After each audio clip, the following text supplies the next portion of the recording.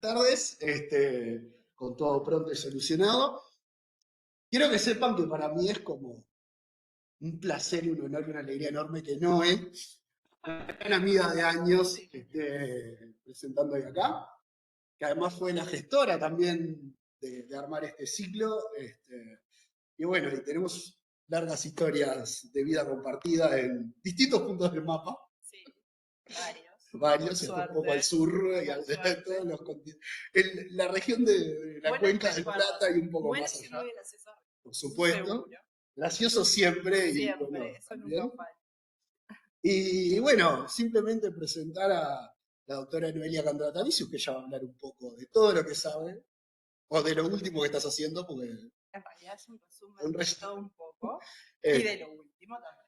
y bueno, así que va a hablar de los pequeños habitantes del fondo del mar y su rol como indicadores ambientales, así que bueno, bienvenidos y Noelia, todo para ti, yo voy a estar acá ayudando en cualquier Muchas cosa. gracias. Para mí es un gusto también estar acá. En realidad siempre es muy grato poder compartir en lo que estamos trabajando.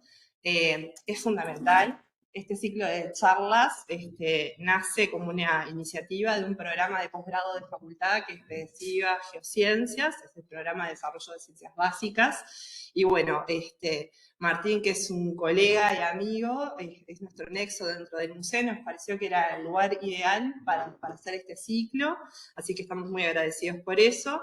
Ya han ocurrido anteriores a mí 2 charlas, pero bueno, hoy estamos convocados, usted está aquí, ustedes vienen a escuchar sobre los pequeños habitantes del fondo del mar, pero como ven ahí hay un montón de charlas más, o sea que los invitamos a que sigan conectados y se acerquen porque son todas muy interesantes. Esta es la parte de venta. Bien. Entonces estamos acá para hablar de los pequeños habitantes del mar y bueno, en realidad a forma de presentación de la charla es involucrarlos a ustedes con ciertos habitantes que muchas veces pasan totalmente desapercibidos. ¿Tá? Vale. Esto me da un poco más de presión, pero bueno, nada. Bueno, entonces yo les vengo a contar sobre los pequeños habitantes del fondo del mar y su rol como indicadores ambientales. Yo trabajo hace muchos años, no voy a decir cuántos porque me perjudica, en el Laboratorio de Oceanografía y Ecología Marina de la Facultad de Ciencias, y soy investigadora de CIVA Geociencias hace menos tiempo, pero bueno, me he puesto mucho la camiseta y bueno, estoy dentro de lo que sería la Comisión de Difusión de Geociencias. Bueno, cuando nosotros pensamos en animales marinos, ¿cuáles se les vienen a la cabeza? ¿Cuáles serían los típicos animales marinos que se les vienen a la cabeza? Ballenas, ¿qué más? Focas, delfines. Bueno, claro, típicamente nosotros estamos como súper conectados, súper bombardeados en la tele con este tipo de organismos. Los demás más grandes son más carismáticos o más llamativos. Bueno, sí, son animales marinos, pero no únicos y exclusivos.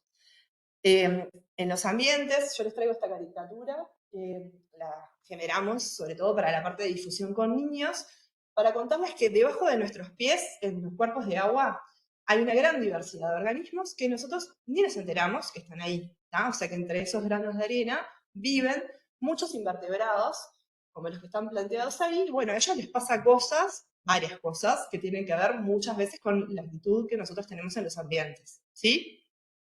Entonces, estos también son animales marinos, bien distintos, y la mayoría pasan totalmente desapercibidos y muchos de nosotros ni los conocemos, o sea, al menos no demasiado. Entonces, bueno, el contenido de esta charla va a tratar sobre estos, los menos conocidos, los más chiquititos, los que están presentes ahí. Les quiero contar sobre invertebrados en general, bien rápido, sin meterme demasiado con eso. Me voy a meter con los que me interesan a mí, que son los organismos bentónicos. Les quiero contar qué son los organismos bentónicos. Bueno, mostrarles los principales grupos. ¿ah? Y bueno, y después me voy a detener en lo que se está haciendo de investigación en Uruguay, sobre todo cómo usar estos organismos como indicadores de salud ecosistémica. ¿tá? Bien, bueno, como saben todos ustedes, y en general, los invertebrados es un término que fue introducido hace mucho tiempo, ¿tá? Por Lamarck, y bueno, él fue considerado el inventor, ¿no? El creador de la zoología de invertebrados, ¿tá? Las características comunes a un grupo que es muy diverso y muy amplio es que no presentan un esqueleto interno, ¿tá? Pueden presentar un esqueleto externo, ¿sí? Es un grupo artificial, es decir, no es que hay un ancestro común a todos, ¿tá? No hay un ancestro común al grupo, engloba muchos organismos muy diferentes que no tienen un ancestro común. Entonces, eso lo hace más diverso todavía, ¿tá? No hay una raíz de origen, digamos. Bueno, son muy abundantes, como yo les decía, tienen variedad de formas infinitas y han conquistado todos los ambientes, acuáticos, ya sea dulce, acuícolas, como marinos, ¿tá? Y obviamente el ambiente terrestre, ¿sí? Desde, en el caso de los acuáticos, desde las costas, o sea, vamos a la playa, estamos pisando la arena y debajo de nuestros pies hay un montón de invertebrados, hasta los ambientes más profundos, abisales. ¿Ah? Ambientes cálidos, tropicales, como superfríos, como sería la Antártida, por ejemplo. ¿Sí? O sea que han conquistado todos los ambientes. Bueno, como les decía, dentro de los acuáticos, que son los con los que yo trabajo, han conquistado todos los tipos de cuerpos de agua, desde lagunas costeras, arroyos costeros, las playas, ¿sí? Las rocas, porque no solamente viven enterrados entre los granos de arena, sino que también hay toda una comunidad de organismos que viven en las rocas, adheridas a ellas, o algunos muy especializados llegan a perforarlas y vivir dentro de esas rocas. Y bueno, como les decía, desde la costa hasta lo más profundo de todo el globo, ¿sí? Acá hay algunos ejemplos de ambientes acuáticos nuestros, ¿no? Con los que nosotros hemos estado trabajando. Hemos trabajado en puntas rocosas, pero bueno, principalmente lo que hacemos es trabajar en lo que serían lagunas costeras, principalmente Laguna de Rocha, y bueno, arroyos costeros también, como Solís Grande, Maldonado, Balizas, y bueno, la costa de Montevideo, principalmente la costa de Montevideo, en conjunto con la Intendencia de Montevideo se hace un monitoreo, que les voy a contar un poquito de eso más adelante. Bien, yo les hablo de invertebrados. Bueno, invertebrados no todos son bentónicos. ¿Qué es un organismo bentónico? ¿Se les ocurre? Sí. Ahí está. Son organismos, como dijo acá el compañero, que viven en muy íntimo contacto con el sustrato, ya sea blando, como yo les decía, enterrados en la arena, sobre la arena, o en las rocas, ¿sí? Pero todo su ciclo de vida se desarrolla en íntimo contacto con el sustrato. ¿Ah? Entonces, es un término que su significado del latín es fondo del mar, ¿ah? Y bueno, existen millones de definiciones. Yo les traigo esta, que es la que me gusta más a mí y me parece que es la más práctica y más clara, que es conjunto de organismos que viven en relación con el fondo, ya sea para fijarse en él, excavarlo y vivir dentro de él, marchar o desplazarse sobre su superficie o para nadar en sus vecindades sin alejarse de él. O sea, todo el ciclo de vida de los organismos es en íntimo contacto.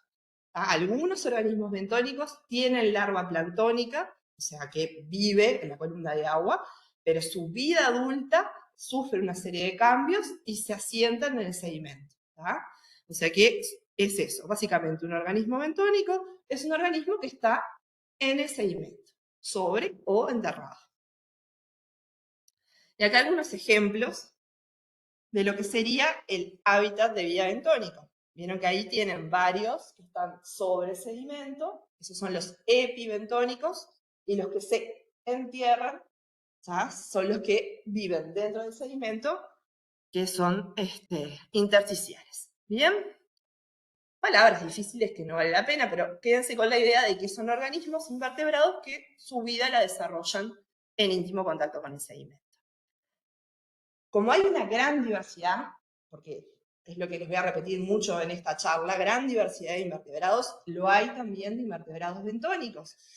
Y por cuestiones prácticas es imposible estudiarlos a todos. Entonces, como no los podemos estudiar a todos, lo que se generan son categorías para poder clasificarlos. Una categoría que es muy utilizada es el tamaño. O sea, yo no estudio todos los invertebrados, desde el más chiquito hasta el más grande.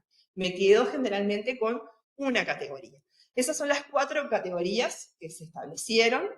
Microeventos, que son súper chiquititos, o sea, para poder identificarlos, verlos, observarlos. Microscopio, menores de 63 micras, o sea que es muy, muy, muy chiquitito.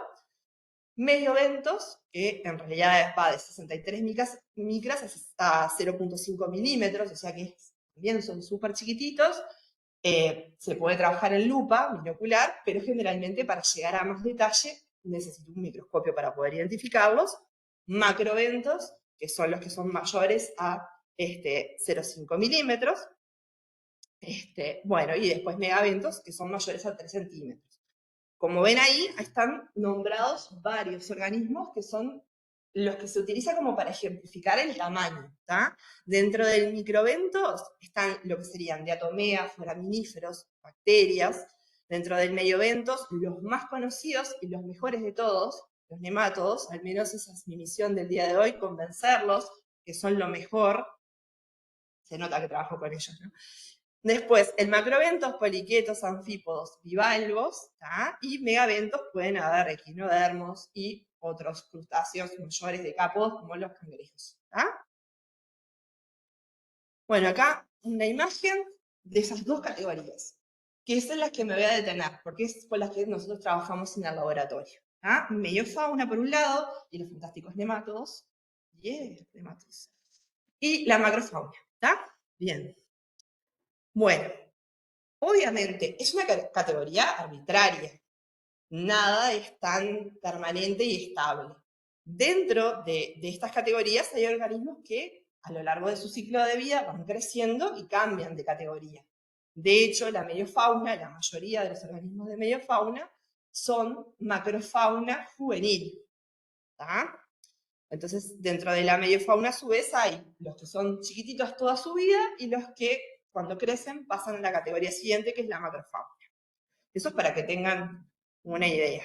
Entonces, por ejemplo, mediofauna temporal son esos que, cuando son estados larvales, son súper chiquititos, cuando crecen, cambian de categoría, se transforman en macrofauna. Y a su vez, los que son chiquititos toda su vida, inclusive ya con madurez sexual, o sea, pudiendo dejar descendencia, son mediofauna permanente. Esas son 2 categorías, a su vez, de todo este lío que les vengo contando. Aunque parezca un lío, estas categorías ayudan un montón a estudiar y facilitan un montón. Hay muchos criterios que yo no les voy a contar para clasificarlos con otras ideas, ¿no? Depende muchas veces de qué es nuestra pregunta para ver con qué criterio trabajamos y los clasificamos, ¿sí? Y bueno, como no son tan conocidos, traigo este video, espero que se vea y que funcione. ¡Ay, no funcionó! ¡Qué cache! Vamos a ver. Ahí. Este video es para presentarles a estos que yo les digo, que son la mediofauna. Este es un video que hicieron unos colegas brasileros que trabajan de mediofauna hace muchos años, que es muy genial, a mí me gusta mucho, y los voy a seguir convenciendo de que es genial, que habla de la vida entre granos. No sé si el audio sale acá también, no, no importa.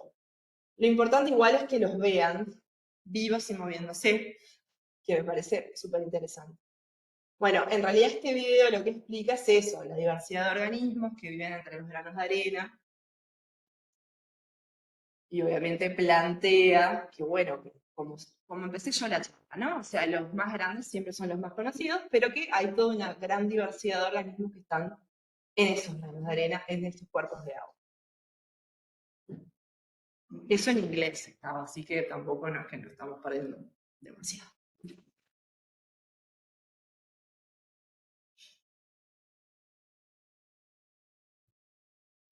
Vale, era eso. Sí, yo lo puedo pasar, está en YouTube.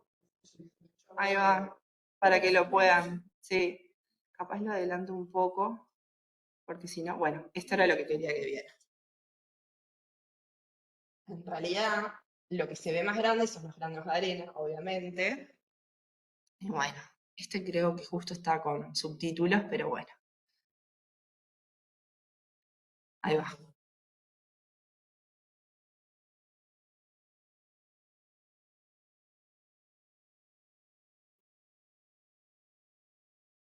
Disculpas, no chequeé lo del audio. Me quise hacer la moderna de traer imágenes, pero bueno. Nada, esto es para que vean. ¿Vieron ese pequeño tubito de arena? Eso es una muestra para nosotros. O sea que con una pequeña cantidad de sedimento encontramos una gran diversidad de organismos. Bueno, es parte del procesamiento de las muestras. Esos son tamices, no son samiones de harina, sino que son tamices. Y bueno, es la forma de separar esas categorías de tamaño, ¿tá? Para poder llevarlas a lupa. Estos organismos, para observarlos vivos, en realidad lo que se hace generalmente es anestesia la muestra, ¿tá? Con cloruro de magnesio. Eso hace que los organismos se enlentezcan y sea posible observarlos. Una cosa que no les comenté es que muchas veces las características que nos llevan a ponerle nombre y apellido dependen de que el organismo esté vivo, porque cuando se fija, o sea, cuando se muere, se fija, se pierde mucha información del pila de las características que sirven para identificarlo. Bueno, estos son poliquetos, ahora vamos a hablar un poquito de ellos, y otros grupos más. Voy a pasar rápido porque ya que no tiene. Bueno, esto es para que vean cómo se saca una muestra, que después más adelante también les voy a mostrar unas imágenes. Pero bueno, lo que quería es que vieran alguno de estos maravillosos organismos que muchas veces cuando los miramos pensamos en películas de ciencia ficción. Son tan, bueno, muchas de las películas de ciencia ficción toman de la naturaleza para crear sus monstruos extraterrestres, etc. Así que bueno, nada. Eso me parece que estaba bueno para que lo vieran. Pero como dice Martín, se los compartimos así tienen el audio. Se los paso medio rapidito.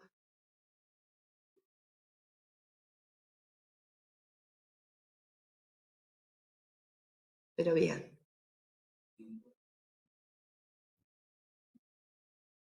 Muy bien. Muy bien. Bueno, estas son otras imágenes más, que son de poliquetos en la lupa.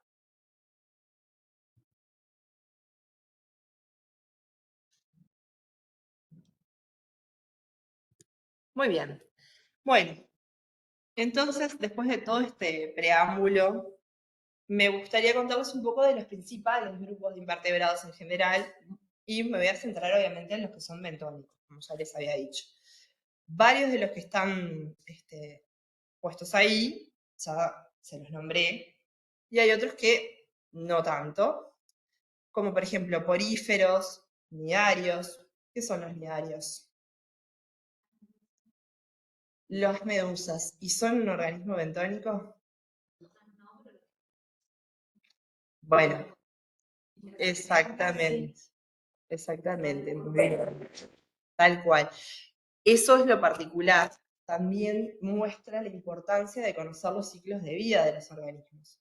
Antes, cuando no se conocían los ciclos de vida, inclusive organismos que eran de una misma especie se clasificaban como si fueran de diferente, porque era tan grande el cambio de la fase juvenil a la adulta, o tenían alternancias de diferentes fases que, bueno, llevaba a la confusión. Entonces, les quería contar un poquito de los poríferos o las esponjas, que no son tan frecuentes de observar, sobre todo porque, bueno, las esponjas no son tan resistentes, no son estructuras tan resistentes, pero bueno, están presentes, sobre todo en ambientes más profundos, o sea que es muy raro que los encontremos en la costa nuestra, pero bueno, más profundo las hay. Son, digamos que, una forma muy primaria, ¿tá? De organismos, tienen exoesqueleto, la estructura es de sílice, por eso es que no son tan resistentes como los corales, que sí, en playas se pueden encontrar. Acá no tanto, pero hay corales en Uruguay, cosa fantástica. Bueno, es la forma esta típica, ¿tá? Con una abertura, lo que hacen es filtran y se alimentan de lo que está contenido del agua. Son sésiles, o sea que son organismos bentónicos. Por esas categorías de tamaño que yo les decía, son macrofauna, ¿tá? Porque son grandes. Tienen, según las estructuras, unas células especializadas, ¿tá? Que les sirven para captar con una especie como de mucus el alimento. que están presentes en ese, es una estructura como si fuera, imagínense un saco con una boca, entonces el agua va siendo filtrada y sale por esas aberturas que tiene laterales, y en esas aberturas es que están presentes estas células especializadas que van captando ese alimento. Es una estructura bastante general, no tan especializada, pero con sus particularidades. Bueno, los nidarios, como estábamos hablando, tienen una fase que es la que más nos perturba a nosotras, que son las medusas, que no es bentónica, que no nos gustan mucho, pero lo particular es que su fase pólipo, si es alternada, si es bentónica. Es bastante difícil también que nos encontremos pólipos, están a mayor profundidad, o sea, si vamos a la costa donde los vamos a ver, nos vamos a encontrar con la fase que no nos gusta tanto, que es la parte de las medusas. Y bueno, y obviamente no nos gustan porque tienen unas células especializadas que, bueno, cuando liberan las sustancias que tienen, nos hacen pasar gratos momentos. Y bueno, para mostrarles eso que yo les decía, esa alternancia de etapas, de generaciones, llevaba muchas veces a que la medusa propiamente fuera clasificada como un organismo y el pólipo como otra cosa que no tuviera nada que ver. Bien, algunas de las que encontramos acá. Obviamente que la fragata portuguesa no es tan frecuente, pero se ha dado y bueno, es bastante complicada. Las otras tampoco no son muy simpáticas. Y bueno, eso es simplemente para contarles de la diversidad de otros organismos. Yo ahora me voy a detener un poco más en los que vienen de acá en adelante, porque son los que realmente con los que trabajo. Contarles que, bueno, los anélidos, bueno, ¿cuál sería un anélido típico terrestre? ¿Se les ocurre? La lombriz, exactamente. Yo siempre empiezo a hablar de los anélidos con la lombriz, que es el ejemplo que conocemos todos. Los anélidos, que son, en realidad, el cuerpo es blando, son segmentos, son anillados, tienen diferentes estructuras bastante más complejas que los grupos que les mencioné anteriormente. Tienen, bueno, la parte reproductiva es bastante particular, hay organismos que son hermafroditas, obviamente reproducción sexual, hay ovíparos, es bastante complicado el grupo y diverso, y se divide en 3 grupos. Los oligoquetos, que es la lombriz de tierra, por ejemplo, pero también hay oligoquetos acuáticos, dulceacuícolas mayoritariamente, y uno que yo nombro siempre, ¿alguno de ustedes tiene peces y les da de comer? Bueno, las lombricitas, esa madeja de lombricitas, bueno, son oligoquetos también, o sea que son primos hermanos de las lombrices de tierra.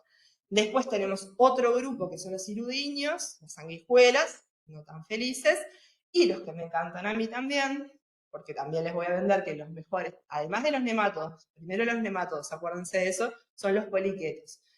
Los poliquetos son anélidos, son los primos lejanos de las lombrices de tierra acuáticos. En particular, este grupo son gusanos segmentados que viven en ambientes acuáticos, mayoritariamente marinos, que a su vez, además de este cuerpo cilíndrico, anillado, tienen estructuras muy particulares que se llaman parapodios, que son como esas prolongaciones que tienen acá, esas prolongaciones o esas patitas que se les ven acá. Cada uno de estos segmentos tiene esas patitas que son los parapodios, y en esas patitas aparecen unos pelitos que son precisamente las que le dan el nombre al grupo. Poliquetos, muchas quetas. Esos pelitos se llaman quetas, y tienen variedad de formas y estructuras infinitas. Son muy interesantes porque, por ejemplo, les presento esto, son todas fotos de acá, de organismos colectados en ambientes de Uruguay. Por ejemplo, esto que está acá es la faringe vertida. Los poliquetos tienen la particularidad de que pueden vertir su faringe para alimentarse. Bueno, tienen papilas, pueden llegar a tener dientes, tienen ojos, como se ven acá. Eso también es imagen de lo que sería la faringe. La cabeza llega hasta por acá, y todo lo demás es la faringe que es vertida hacia afuera. En este caso, tienen cabezas súper chiquititas, como es este que es Heteromastus. La cabeza es este granito de acá, y esto es la faringe también vertida. ¿Ah? Son muy particulares.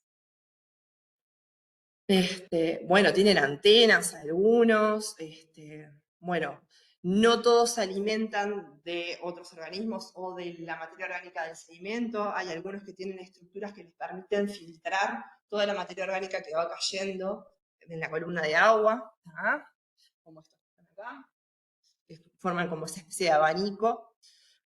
Y bueno, y no todos los que encontramos acá son originarios, o sea, especies autóctonas. Muchas de las que aparecen son especies invasoras. ¿Alguna vez escucharon el término invasor? ¿Qué es una especie invasora? ¿Quién se anima a explicarlo sencillito? Una especie que puede traer otro ecosistema, otro país. Ahí va. O sea, Exactamente. Exactamente, es eso. Es una, claro, es una especie que está fuera de su distribución natural. Traída a propósito o llegó como paracaidista. Esta que tenemos acá es un poliqueto invasor que se llama Phycopomatus enigmaticus. El nombre es fantástico. Es enigmático. Es asiático, ¿tá? Lo particular de este poliqueto es que, ¿vieron todas estas estructuras? Son tubos calcáreos que el poliqueto produce. O sea, el poliqueto adulto genera como una especie de mucus calcáreo que cuando se seca forma el tubo y ellos viven adentro. Entonces se construye su casa y vive ahí. El tema es que este poliqueto, como todas las especies invasoras, lo que tienen los invasores es que no tienen depredadores naturales, tienen una gran capacidad de reproducción, entonces rápidamente alcanzan números muy grandes, no hay nadie que los controle de forma natural, compiten con las especies autóctonas, obviamente, por recursos, espacio, etcétera, y a su vez generan otras cuestiones, como por ejemplo, estas estructuras en la laguna de Mar Chiquita, en Argentina, llegan a formar como unos domos gigantes que cambiaron hasta los patrones de circulación de la laguna. A su vez, al generar ese espacio que no estaría de otra manera, permiten que otros organismos que no se asentarían se asienten. Entonces cambian totalmente la estructura de esa comunidad. ¿Ah? Y bueno, llegan. ¿Cómo llegan? Mar Chiquita, que es Argentina. Acá también hay bastantes. Bastantes. De hecho, generan bastantes problemas para ser removidos, como otras especies invasoras que después les voy a comentar. Pero bueno, en realidad, que les dije cómo llegan acá las especies invasoras. ¿Qué les parece? Agua de lastre. ¿Todos saben lo que es el agua de lastre? ¿No? Rapidito se los cuento y seguimos en esta historia, porque si no nos quedamos atrapados con Phycopomatus enigmaticus. El agua de lastre es el agua que las embarcaciones utilizan antes de salir de puerto a buscar lo que vengan a buscar para este lado, para estabilizar la embarcación. ¿tá? O sea, son como, imagínense, bodegas que se llenan con el agua de lugar. En esa agua vienen larvas. ¿tá? Antes no estaba regulado qué hacía esa embarcación cuando llegaba a puerto y tenía que cargar lo que venía a buscar. Entonces la liberaban mismo dentro del puerto. Al liberarla, son especies que se adaptan a lo que sea. Pasaba eso, se sentaban y bueno, ahora está regulado. Es muy difícil de controlar. Supuestamente lo tienen que hacer a mar abierto, porque se supone que salinidades altas barrerían y no permitirían. Pero bueno, es todo muy difícil. Lo sabemos todos. Bien, otros también gusanillos interesantes son los platelmitos, que dentro de los platelmitos los que conocemos más nosotros son los que son parásitos. Pero los de vida libre generalmente no los conocemos tanto. Me refiero a parásitos como tenia, etc. Los de vida libre, que aparecen mayoritariamente, son los turbelarios, que son gusanos planos también, obviamente que los más coloridos, estos naturales, son más de ambientes tropicales y de mayores tamaños. Este que es rosado radioactivo es uruguayo, pero no es su color natural, es un colorante que usamos para poder observarlo con facilidad. ¿Ah? Bueno, y acá me voy a detener y les voy a hablar 5 horas de los nemátodos, como les dije, porque los voy a convencer de que son los mejores del mundo. Los nemátodos también son gusanillos, pero bueno, son un filum aparte, muy diferente, súper chiquitito, pertenecen al mediobentos, o sea que son más chiquitos que 0,5 milímetros, muy numerosos, muy interesantes. A pesar de ser tan pequeños, tienen estructuras interesantes, como por ejemplo, si se fijan acá, esto redondito, es una estructura que lo que hace es un sensor químico, se llama anfibio. ¿Tá? El anfibio lo que hace es sensa químicamente el ambiente. Así como los ven, obviamente se ven con microscopio para poder identificarlos y llegar a ver esas estructuras, pero bueno, tienen muchas particularidades que son súper interesantes. Acá se ven. ¿No? Lo particular de este grupo es, para poder saber quién son, o sea, llegar a ponerle nombre y apellido, es necesario encontrar machos, porque uno de los caracteres que necesitamos es la parte reproductora masculina, ¿no? Además de la estructura de la boca. Acá algunas imágenes más, pero bueno, tienen diversidad de formas. Uno diría, es un pelito, no es nada, pero tienen estructuras súper interesantes. Mandíbulas, y bueno, lo particular de este grupo, la mayoría de los taxónomos trabajan con claves dicotómicas, ¿tá? Que se va llegando a quién es con dos opciones, es presenta anillo, no presenta anillo, ¿no? Y así me va llevando a dos opciones más y así cada vez más. En el caso de los nematos, como es bastante más complejo, lo que se trabaja es con claves pictóricas, es decir, voy sacando quién es por observación de las estructuras. La primero que me fijo es si la cutícula es lisa, si la cutícula, o sea, sería como la parte de la piel del gusanillo, si la cutícula es lisa, si es estriada, si es rayada. ¿Ah? Y después me voy fijando en las características, como están ahí, de, bueno, qué tipo de órgano forma, ¿no? Del órgano del anfibio, ese químico que yo les digo, si presenta boca marcada o no, si presenta dientes, si presenta cerdas, que son estos pelitos también, y bueno, y la estructura del órgano masculino, que puede tener ventosas de adhesión, por ejemplo, o sea, una gran complejidad de formas. Esto es para que vean un poquito cómo se hace. Se va buscando quién es. Otro grupo súper interesante son los moluscos. Bueno, no me voy a detener mucho en las características del grupo en general, pero es un grupo también muy diverso que presenta, bueno, estructuras típicas como lo que es el manto, la presencia de respiración cutánea o por branquias, son grupos muy interesantes. En el caso de los moluscos gasterópodos, son todos los caracoles, ¿sí? Los que presentan una concha de una sola pieza. Bueno, esto es para buscarle un poco de gracia, ¿no? O sea, siempre enroscados porque el organismo vive enroscado en la estructura de la concha central, ¿sí? Esa columna. Entonces, también hay una gran diversidad de formas, desde muy pequeñitos a muy grandes. Este, en particular, que es muy numeroso en nuestros ambientes acuáticos, se llama Aerobia australis, y si ustedes lo ven ahí, dicen, ¡ah, es enorme! Es un grano de arroz. Súper, súper, súper numeroso.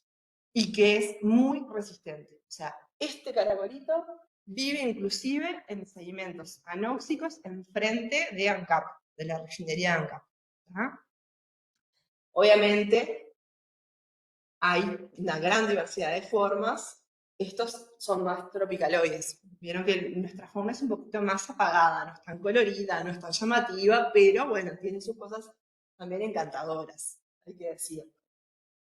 Y bueno, y estos de acá abajo es otra especie invasora, que hace unos años se hizo famosa, bastante famosa, porque inclusive se da un peso por cada caparazón. Entonces, Rapana venosa, que es venosa pero no venenosa, es un gasterópodo que también viene de Asia, que hay muchos de estos organismos por la misma razón, nadie se los come, en Asia se los comen los asiáticos, o sea, de hecho, se hace gastronomía, acá se intentó, no hay forma. Puedo dar fe, que son una cosa extrañísima, porque es súper dura la carne, intentar cocinarla y todo queda como un chicle. Pero bueno, en realidad, en particular, Rapana genera muchos problemas económicos y ecológicos. Económicos porque depreda sobre los mejillones. Entonces, depreda sobre los bancos de Mytilus edulis, que es el recurso maracológico estrella, digamos. Y bueno, se come los mejillones de una forma tremenda, además de generar disturbios ecológicos porque se asientan cualquier superficie dura del fondo. Por ejemplo, arriba de las tortugas. Ustedes saben que las tortugas marinas vienen acá a alimentarse, no a reproducirse. Recuerden eso, no aparecen ovitos de caracol en nuestras costas, lo que aparecen son ovicápsulas de caracoles. Y bueno, al asentarse arriba de las tortugas, que las tortugas descansan en los fondos, cuando la tortuga quiere volver a nadar, no puede por la cantidad de peso y puede llegar hasta ahogarla. O sea que varios problemas. Eso para también contarles un poquito de eso. Bueno, moluscos bivalvos, que en cierta manera ya adelanté un poquito, mejillones, almejas, ¿sí? Son todos organismos que también viven en dos tapitas, por decirlo de alguna manera, dos valvas. También hay muchas formas muy variadas. Hay los que son aplanados dorso-lateral, como los mejillones, es una tapa así. También hay almejas, que son dorsoventrales, diferentes estructuras, diseños. Esta es mi anticúpula, que ahora, perdónenme, no me acuerdo cuál es el nombre actualizado, porque también es eso. Los nombres cambian, la taxonomía cambia, las clasificaciones cambian. Pero bueno, Herodona, que es muy común, Tagelus, que es la navaja, pueden encontrarla enterrada vertical en las playas, el berberecho, Donax, bueno, eso. Bueno, también equinodermos, que no son para nada comunes, o en realidad lo son. En la parte rocosa es común encontrar erizos, anémonas, ¿sí? Estrellas de mar es mucho más difícil, pero bueno, potencialmente podrían aparecer, no tan bellas como esas, pero bueno. Anémonas sí. Anémonas no, erizos, perdón. Y puse una foto equivocada. Mal. Sí, son nidarios. Perdón, mal yo. Y bueno, nada. Otros grupos también súper diversos, artrópodos, que dentro de los artrópodos los más conocidos, o los que en nuestra cabeza siempre va, son langostas, cangrejos, pero también hay otra diversidad de crustáceos más pequeñitos, como copépodos, ostrácodos, isópodos, anfípodos, que son bastante comunes. También hay una gran diversidad de estos organismos en nuestras costas y en lo que serían sistemas estuarinos como las lagunas costeras. Acá presentaré algunos. Los ostracos son estos porotitos que también son bivalvos, anfípodos, copépodos. En el caso de los copépodos, los más...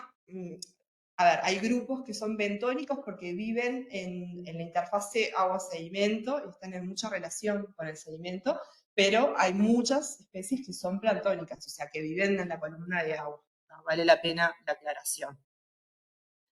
Y después hay otros grupos que no son tan conocidos, o quizás sí, como por ejemplo los tardígrados, que también es un fin, una parte, que se hicieron muy famosos, no me voy a detener contarles detalles del cuerpo, pero se hicieron muy famosos porque hace un tiempo la NASA empezó a experimentar con ellos y los mandaron inclusive hasta el espacio, porque tienen una gran resistencia, es un grupo súper resistente que soporta presiones altas, temperaturas altas y bajas. Entonces, por eso la caricatura de ahí, el tardígrado espacial.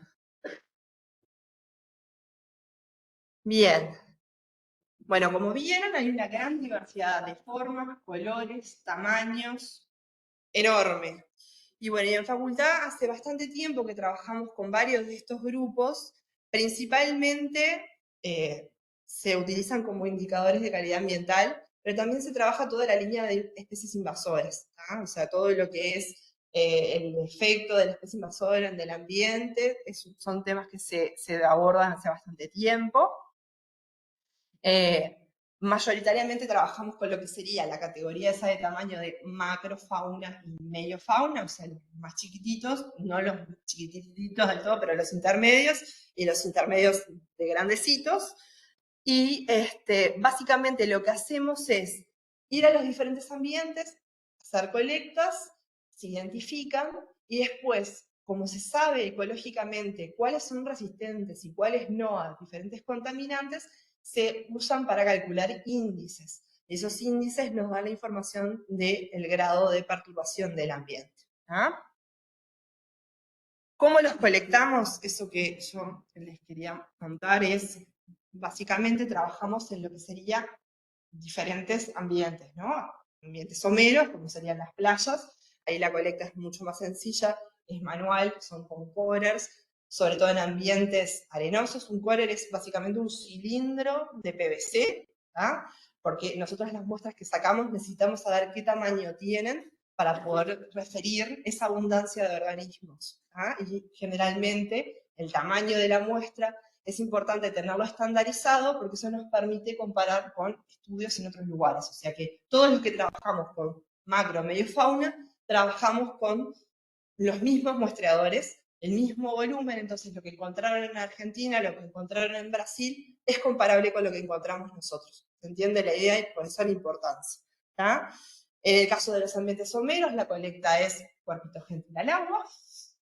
En los ambientes más profundos necesitamos otros artefactos, como por ejemplo, lo que ven acá es una draga, un bambín, que básicamente es un sacabocado de sedimento.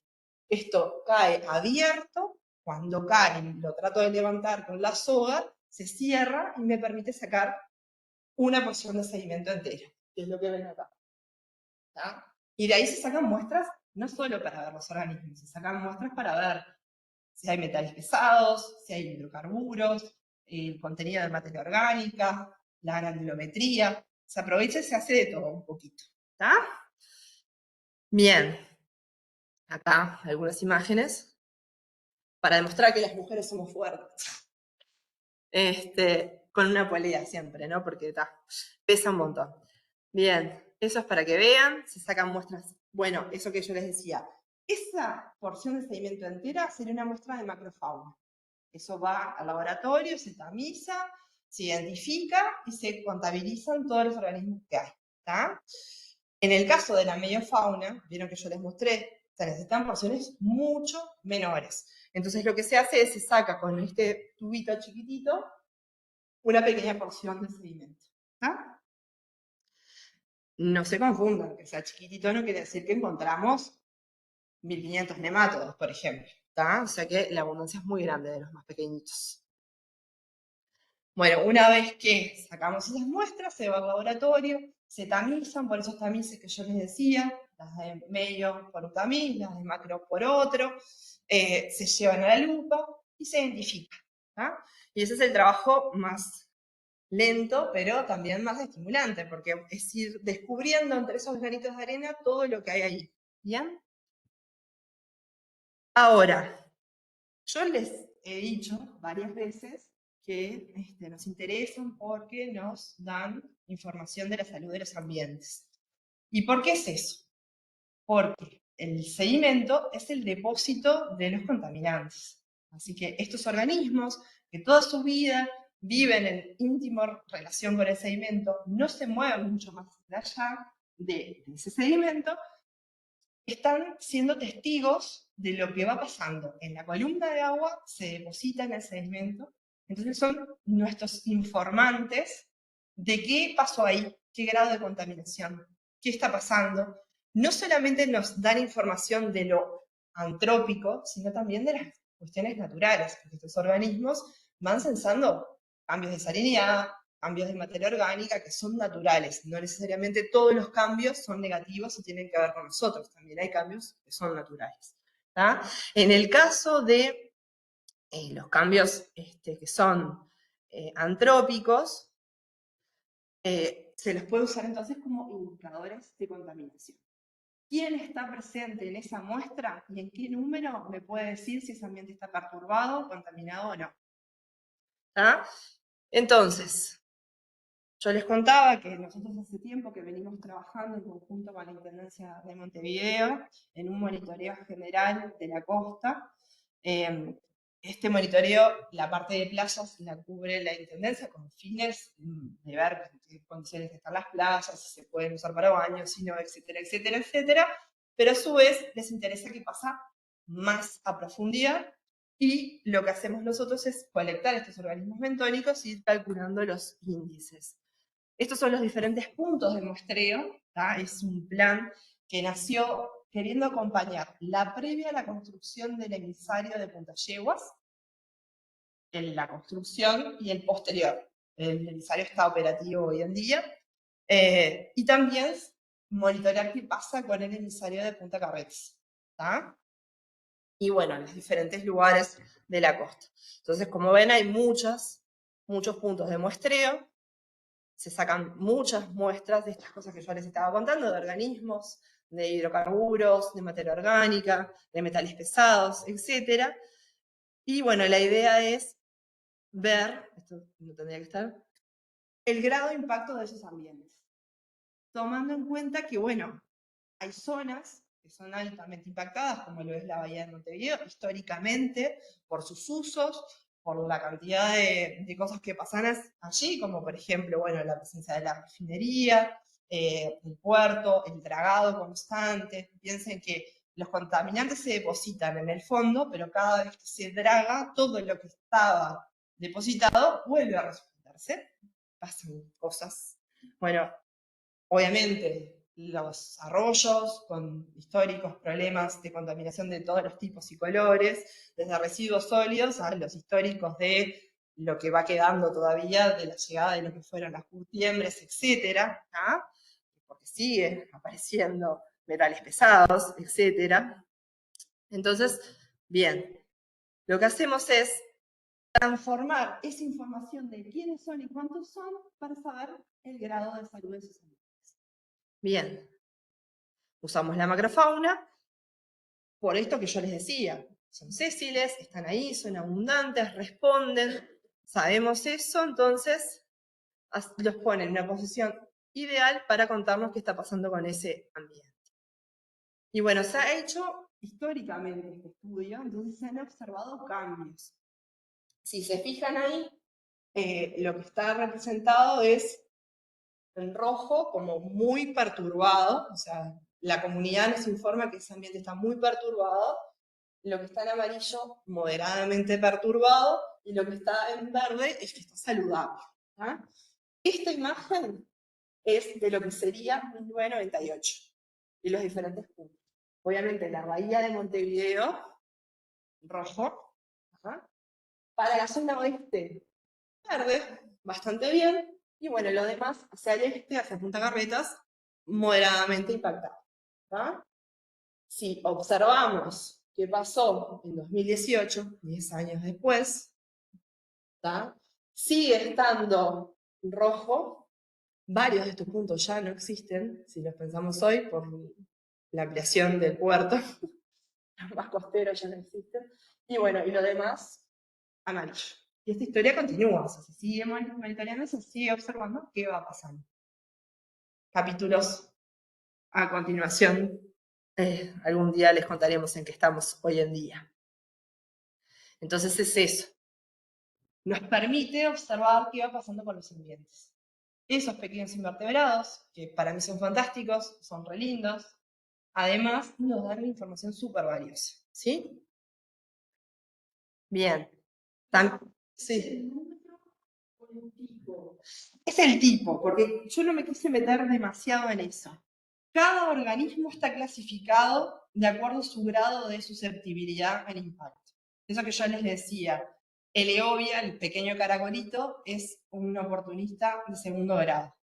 Es una especie que soporta lo que sea. Entonces la clasificación va en función de eso. Cuán tolerante es a la contaminación o a la perturbación. ¿Tá? Igual está basado en contaminación orgánica, esa clasificación, pero responde a otras contaminaciones. O sea que son organismos desde los más sensibles, que son los primeros que desaparecen ante una perturbación, a los muy resistentes. Entonces, está ponderado un valor numérico, se le asigna de acuerdo a esa clasificación, ¿tá? Y se pondera por la abundancia. Es decir, si encuentro 100, no, ahora no me acuerdo el número por el que se multiplica, pero si tenés 100 Eovias por ese número sumado a los otros organismos de las otras categorías. Y eso te da un índice numérico, obviamente, que lo que te permite referir es eso, saber el grado de contaminación o el grado de salud ecosistémica del ambiente. ¿Lo que, perdona? Y es variable, es variable. No hay un grupo que sea. Hay grupos que son más resistentes, pero, por ejemplo, poliquetos, que quedan categorizados como resistentes, pero también hay especies dentro de los poliquetos que no lo son, que son susceptibles. O sea, no es que los poliquetos aguantan estos sobre macrofauna aparte, ¿no? O sea, poliquetos, gasterópodos, moluscos, crustáceos. Sí, especies y algunos que no es especie, sino que es el género, por ejemplo, también.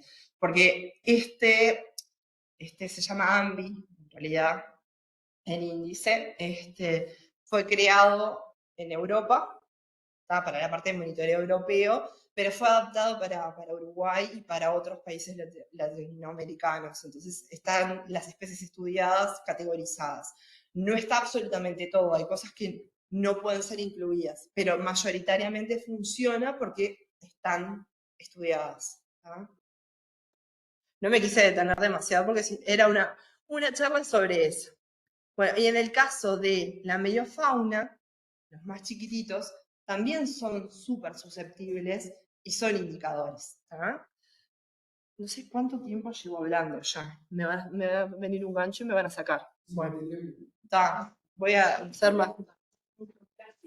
Sí. Bueno, la línea de microplásticos, hay justo una compañera en el laboratorio que está trabajando con bivalvos. Y lo que está haciendo es tratar de cuantificar cuánto es incorporado. Es una línea de trabajo que empezó hace un tiempo, es una colega. No, yo no trabajo con microplásticos, lo que les iba a contar era lo último, que vamos a empezar a evaluar el efecto de macroplásticos. O sea, la deposición de plásticos grandes en el sedimento en la estructura de las comunidades y la estructura del sedimento. Pero bueno, ella sí está trabajando con eso y bueno, tiene un monitoreo realizado, se llama María Eugenia Pedelac, ella tiene un monitoreo en diferentes puntas rocosas del Uruguay y está con eso justamente. Pero sí, o sea, los microplásticos están en todo. Ya hay pruebas y es una línea de trabajo bastante reciente, pero ya lleva un tiempito igual. Y se sabe que sí, que los organismos en realidad está estudiado hasta cuánto tiempo permanece dentro, cuánto es excretado, o sea, el pasaje de, o cuánto queda mismo incorporado en el organismo. O sea que sí. Bueno, lo voy a hacer rápido esto. Contarles que, bueno, todos estos trabajos tienen publicaciones, o sea, si ustedes entran en la página de Oceanografía van a encontrar publicaciones. Esta que justamente les contaba, que era de esos 10 años que había pasado en la costa de Montevideo, está. Bueno, todas las líneas de trabajo, lo que además de hacer divulgación en general, que es fundamental, también nosotros somos medidos por nuestros pares, por eso es que hacemos estas publicaciones fantásticas en revistas internacionales, que nos cuestan un montón hacerlas, pero eso lo digo a título personal yo. Pero bueno, trabajamos con estos organismos también de forma experimental. O sea, probar eso que se puede hacer en el campo, bueno, ver en el laboratorio si la respuesta es razonable y poder ponderar otros indicadores. Por ejemplo, yo intenté hacer eso con los nematodos, aplicando otros índices que también los clasifican de acuerdo a características tróficas y ver si, por ejemplo, cambia la estructura de la comunidad de nematodos ante la entrada de enriquecimiento orgánico, o sea, lo que sería eutrofización, que lo deben haber escuchado seguramente, los blooms, algales, cianobacterias, bueno, eso se intentó y también encontramos que hay una gran respuesta de los nematodos, por lo que estos pequeñines que yo les quería vender que eran fantásticos, lo son. Y bueno, llevamos líneas de trabajo en diferentes ambientes, les decía, en playas, en la parte submareal, costera de Montevideo, nada, trabajando con los diferentes grupos, usándolos como indicadores ambientales, de tanto macrofauna como mediofauna. Y también trabajamos en la Antártida, que ya hubo la primera charla justamente fue acerca de la Antártida. Bueno, también queremos conocer qué pasa con estos organismos en ambientes antárticos. Hemos tenido la suerte de ir varias veces a lo que es la base uruguaya. Con el compañero Martín me tocó la mejor campaña del mundo mundial. Y bueno, también la respuesta no solamente a contaminantes, al cambio climático, ¿ah? Al derretimiento de los glaciares, qué efecto tienen estas comunidades, si nos pueden servir también para monitorear estos ambientes en ese sentido, etc. Bueno, y bueno, lo último que les quería contar, así no los aburro mucho más, es que bueno, ahora empezamos a trabajar también con el efecto de la deposición de plásticos en los ambientes bentónicos, saber qué pasa cuando las bolsas de nylon se depositan allí, qué les pasa a las comunidades, qué respuesta tienen, qué le pasa al sedimento, a la estructura del sedimento. Y bueno, próximamente iremos a la floresta a hacer un experimento bastante grande de campo con esa idea. Y bueno, obviamente es aportar al conocimiento, tener una herramienta más para decir cuán importante es el control de este tipo de residuos. ¿Sí?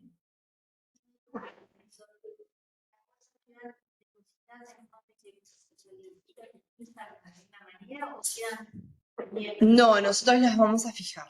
Nosotros las vamos a fijar. O sea, la idea es hacer como lo más representativo de lo que sería la deposición de una bolsa, que de hecho estas imágenes que tienen acá son experimentos naturales. O sea, fuimos a conocer el área de trabajo para elegir el área donde lo vamos a montar el experimento y hay bolsas. La idea es ponerlos con estacas y probar diferentes tipos de plástico, oscuros, transparentes. Sí, sí, en zona intermareal. ¿Qué pasa a lo largo del tiempo? Sí, diferentes tiempos.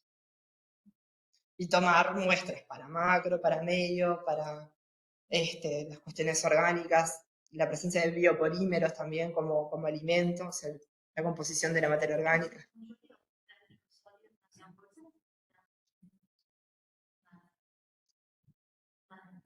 Sí, sí. Aunque parezca increíble, hay pocos estudios de este tipo, o sea, está poco reportado qué pasa con esa deposición. Entonces nos parecía que era un aporte interesante. Las olas traen de todo. Todo trae de todo. Sí, sí, sí, sí, sí, sí. Un periodo de 60 días va a ser Sí. Y a partir de mes, En realidad lo vamos a hacer en primavera. Sí, porque en invierno nos parecía que no tenía sentido. Verano con el tránsito de gente es muy difícil. Lo íbamos a hacer en otoño, pero bueno, tenemos una serie de dificultades, sobre todo en el área de estudio, que es una zona que es problemática porque parecería que es increíble, ¿no? Es el margen del arroyo privado. O sea, cae adentro de lo privado. Sí, sí, ahora está haciendo el tema. Sí. También. Sí, aparte.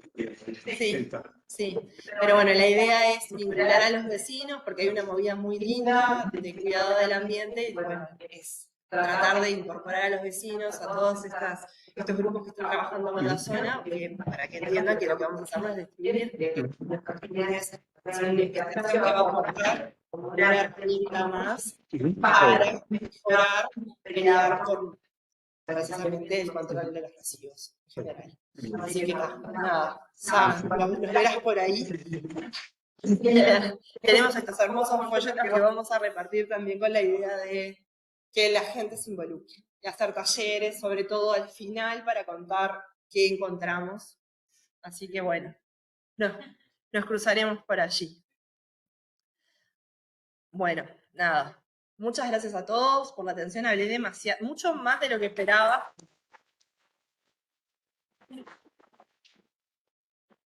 Y bueno, preguntas. Si quieran algunas en el tintero. Sí.